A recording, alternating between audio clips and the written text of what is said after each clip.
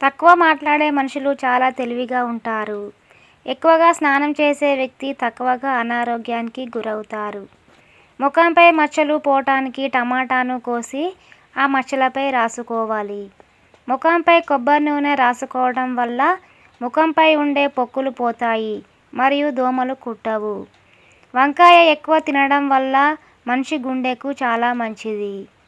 ఉల్లిపాయలు నీళ్ళల్లో వేసి కోయటం వల్ల కళ్ళల్లో నుండి నీరు కారదు. ఎక్కువ ఆకలి వేసినప్పుడు భోజనం చేస్తే శరీరానికి బలం వస్తుంది.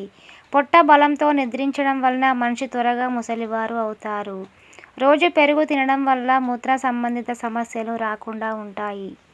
నిమ్మకాయ పుదీనా రసం కలుపుకొని తాగితే మలబద్ధకం రాకుండా ఉంటుంది. చెప్పులు లేకుండా నడవడం ఆరోగ్యానికి చాలా మంచిది. రోజు ఆరోగ్యంగా ఉండడానికి యాపిల్ పండు తినాలి. బ్లడ్ ప్రెషర్ నియంత్రించడానికి రోజు అరటి పండును తినాలి. Thanks for watching. Please subscribe my channel Bonthala Varshini.